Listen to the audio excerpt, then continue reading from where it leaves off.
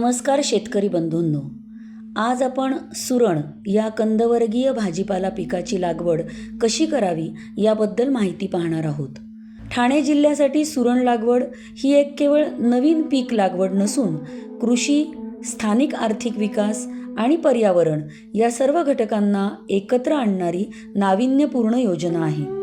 माननीय पालकमंत्री आणि माननीय आमदार महोदय यांनी दिलेल्या सूचनांनुसार माननीय जिल्हाधिकारी ठाणे यांच्या मान्यतेनं जिल्हा वार्षिक योजनेतून ₹50 लाख एवढ्या अनुदानाची सुरण लागवड योजना मंजूर करण्यात आली आहे. या योजनेअंतर्गत केरळ राज्यातील central tuber crops institute Thiruvananthapuram या ठिकाणी अभ्यास दौरा काढून कर्मचारी आणि शेतकरी यांना प्रशिक्षण देण्यात आलं आहे. या योजनेअंतर्गत 0.10 हेक्टर क्षेत्र मर्यादेत सर्वसाधारण प्रवर्गास 75% आणि अनुसूचित जाती, जमाती आणि महिला प्रवर्गातील लाभार्थ्यांना 90% अनुदानावर योजना राबवण्यात आली आहे.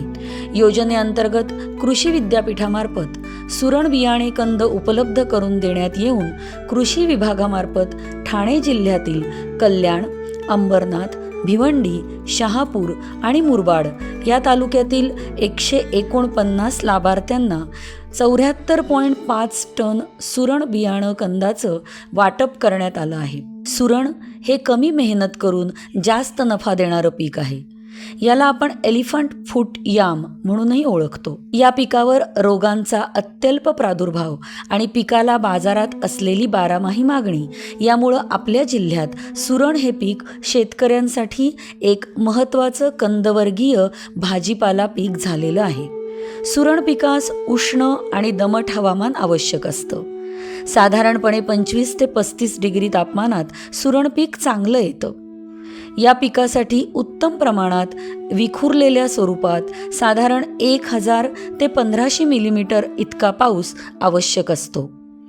सुरण हे कंदपीक असल्यामुळं जमिनीची निवड अत्यंत महत्त्वाची आहे. पाण्याचा उत्तम निचरा होणारी, मध्यम ते भारी, भुसभुशीत, सेंद्रिय कर्ब जास्त असलेली आणि जमिनीचा pH 6 ते 7 असलेली जमीन या पिकाला पोषक ठरते. रेती मिश्रित गाळाच्या जमिनीत कंदाची वाढ उत्तम प्रकारे होते. लागवडीपूर्वी जमिनीची 2 ते 3 वेळा खोल नांगरणी करून घ्यावी. ढेकळं फोडून जमीन भुसभुशीत करून घ्यावी आणि जमिनीत हेक्टरी 10 ते 15 टन चांगलं कुजलेलं शेणखत किंवा गांडूळ खत मिसळून घ्यावं. लक्षात ठेवा, जमीन जेवढी भुसभुशीत तेवढी कंदाची वाढ मोठी. सुरण पिकाच्या गजेंद्र, श्री अथिरा, श्री पद्मा या जाती असून गजेंद्र ही जात भारतात सगळीकडं चांगलं उत्पादन देणारी जात आहे. उत्पन्न वाढण्यासाठी बेणे निवड हा सर्वात महत्त्वाचा टप्पा आहे. लागवडीसाठी साधारण 500 ग्रॅम ते 750 ग्रॅम वजनाचं निरोगी कंद निवडावं.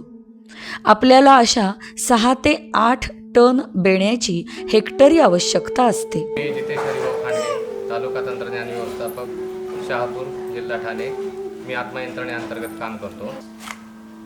एका कंदाचे साधारणतः 250 ग्रॅम वजन होईल असे आपण 4 कंद केलेले आहेत. आता सर्वात महत्त्वाची की हे कंदाची कापल्यानंतर लगेच बीज प्रक्रिया करायची, कारण याच्यावर बुरशीचा लगेच अटॅक होऊ शकतो आणि बुरशी याला लागू शकते. त्याच्यामुळे ही जैविक आपल्याला बुरशीनाशक आपल्याला तयार करायचं. त्याच्यासाठी आता लागणाऱ्या काही गोष्टीत आपल्याला याच्यासाठी लागणारी गोष्टी आपल्याला देशी गाईचं शेण, तर त्याच्यात आपल्याला 5 ग्रॅम ट्रायकोडर्माचा टाकायचं आहे. तर देशी गाईच्या याच्यात शेणात आपल्याला आता सध्या ट्रायकोडर्मा टाकायचा आहे. हा कंद तुम्हाला याच्यात ठेवायचा आहे. चहू बाजूने त्याला लेप लावायचा आहे. लेप लावल्यानंतर साधारणतः 20 मिनिटं आपल्याला हे असेच कंद आपल्याला आपल्या द्रावणात ठेवायचे बीज प्रक्रियेच्या. तर साधारणतः 20 मिनिटं आपल्याला या बीज प्रक्रियेच्या द्रावणात आपल्याला कंद ठेवायचे. 20 मिनिटानंतर ते काढून एखाद्या गोणपाटावर आपल्याला सावलीत सुकवायला ठेवायचे. हा कंद आपल्याला लागवडीसाठी घेत असताना आपल्याला हा अशा उभ्या पद्धतीने ठेवायचा आहे, जेणेकरून आपला मुकुल कंद हा वरच्या बाजूला असला पाहिजे. पाण्याची उपलब्धता असल्यास एप्रिल-मे महिन्यात किंवा पावसाळ्याच्या सुरुवातीला म्हणजेच जून महिन्यात सुरण पिकाची लागवड करावी.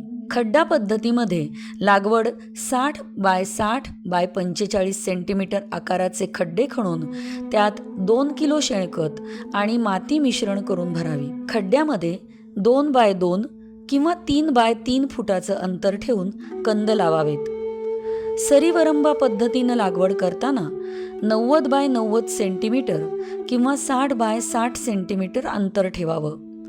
कंद लावल्यानंतर त्यावर मातीचा थर देऊन हलकं पाणी द्यावं. सुरण पिकासाठी हेक्टरी 80-60-80 या प्रमाणात नत्र, स्फुरद आणि पालाश ही रासायनिक खतं आवश्यक असतात.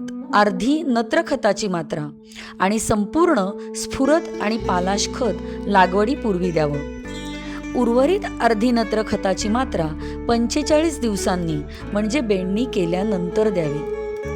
तसंच पावसाळ्यात पाण्याचा निचरा होईल याची काळजी घेणं गरजेचं आहे. सुरणाला नियमित पाणी आणि योग्य वेळी खत दिल्यास एका कंदाचं वजन 8 ते 10 किलोपर्यंत जाऊ शकतं. लागवडीनंतर साधारण 7 ते 8 महिन्यात सुरणाची पानं पिवळी पडू लागतात. जेव्हा पानं पिवळी पडून वाळू लागतात तेव्हा समजावं की सुरण पीक काढणीस तयार आहे.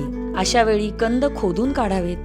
आपण 500 ग्रॅम वजनाचा कंद लागवडीसाठी वापरल्यास साधारण 25 ते 30 टन एवढं हेक्टरी उत्पन्न आपल्याला मिळू शकतं. कंद बेण्यासाठी साठवून ठेवल्यावर बुरशी रोगापासून बचाव करण्यासाठी कार्बेंडॅझिमची 1 ग्रॅम भुकटी प्रति लिटर पाण्यात पूर्णपणे विरघळवून या द्रावणामध्ये 15 मिनिटं कंद बुडवून प्रक्रिया करण्यात यावी.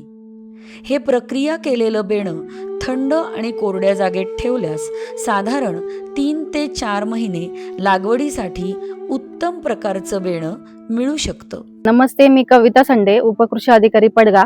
आज आपण राजाराम धोंडू वारगडे राहणार वडवली तर्फे राऊर यांच्या शेतावर आलेलो आहोत.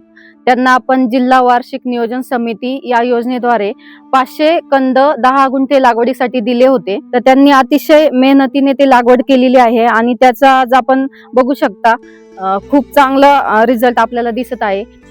त्यांनी 10 गुंठ्यामध्ये मोगरा लागवडी अंतर्गत आंतरपीक म्हणून हे सुरण लागवड केलेली आहे.